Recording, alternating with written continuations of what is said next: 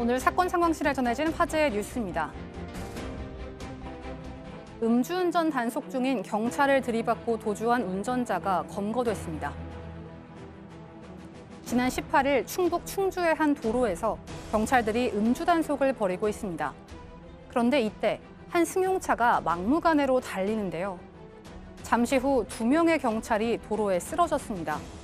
운전자가 제지하는 경찰들을 들이받고 도주한 건데요. 이 사고로 경찰 2명이 갈비뼈가 골절되는 등의 부상을 입어 병원으로 이송됐습니다. 운전자는 자신의 차를 버린 뒤 택시를 타고 도주하다가 결국 붙잡혔는데요. 조사 결과 음주운전 전과 이범이었으며 이번에도 만취운전을 한 것으로 드러났습니다. 경찰은 이 운전자에 대해 특수공무집행 방해 및 치상 혐의 등으로 구속영장을 신청했습니다. 정월대보름을 맞이해 달집 태우기 행사를 하던 도중 폭발 사고가 일어났습니다. 어제 오후 부산의 송정해수욕장, 정월대보름 풍속인 달집 태우기를 하기 위해 사람들이 모여 있습니다. 달집에 불을 지피는 순간 시뻘건 불길과 함께 폭발하고 마는데요. 이 사고로 2명이 얼굴에 화상을 입었고 1명이 넘어져서 실신했습니다. 경찰은 달집 속에 있던 유증기가 점화 순간 한꺼번에 폭발한 것으로 추정 중인데요. 또한 안전거리 확보 여부 등 주최 측 과실에 대해서도 조사하고 있습니다. 패션의 전설이라 불리는 디자이너 칼 라거펠트가 별세했습니다. 샤넬과 펜디 등 유명 브랜드의 전성기를 이끌었던 디자이너 칼 라거펠트. 프랑스 현지 시간으로 19일 새벽 칼 라거펠트가 향년 85세로 세상을 떠났습니다. 사인은 췌장암인 것으로 알려졌는데요. 한글을 디자인으로 활용해 재킷을 만들고 한복 패션쇼를 여는 등 우리나라와의 특별한 인연을 보이기도 했습니다. 마지막 순간까지도 패션쇼 준비를 했던 것으로 알려졌으며 국내외 여러 인사들이 추모의 마음을 전하고 있습니다. 고 강연희 소방관에 대해서 위험직무 순직이 부결돼 논란이 일고 있습니다. 지난해 4월 취객을 구급차로 이송하는 과정에서 취객에게 폭언과 폭행을 당한 뒤 한 달 만에 숨진 고 강연희 소방관.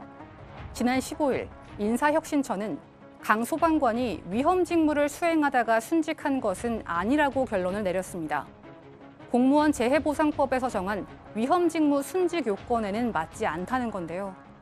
지난해 국무원연금관리공단은 업무 수행 도중에 충격과 스트레스로 지병인 뇌동맥류가 악화된 것으로 보인다며 일반 순직을 인정한 바 있습니다. 유족은 강 소방관이 구급활동을 하다가 숨졌는데 위험의 정도를 자의적으로 판단하는 것이 이해되지 않는다고 전했습니다. 지금까지 사건 상황실이었습니다. 네, 이 고 강연희 소방관의 이 죽음을 둘러싸고 지금 보니까 어떻게 이제 적용하느냐에 대한 부분이었는데 위험직무 순직이 아니라고 이제 판단했는데 그 이유가 뭔가요? 네, 공무원 재해보상법을 봐야 됩니다. 여기에 일반적으로 순직 공무원이 있고요. 여기에 추가적인 요건을 충족하면 위험직무 순직 공무원이 됩니다. 이런 경우에는 보상금 액수의 차이가 있고 연금도 다르기 때문에 상당한 차이점이 생깁니다. 그런데 저도 안타까운 생각이 들어가지고 규정들을 좀 찾아봤어요. 그랬더니 이 공무원 재해보상법에서 말하는 위험직무 순직 공무원의 정의가 이렇습니다. 생명과 신체에 대한 고도의 위험을 무릅쓰고 직무를 수행하다가 재해를 입고 그 재해가 직접적인 원인이 돼서 사망한 공무원인데요. 그런데 이게 좀 추상적이잖아요. 그래서 법이 좀 더 구체화하고 있습니다. 위험직무 순직 공무원의 요건에 해당하는 재해가 뭐냐 이거를 정해놓고 있는데요. 그중에서 여러 공무원들이 있습니다만 소방 공무원은 2개예요.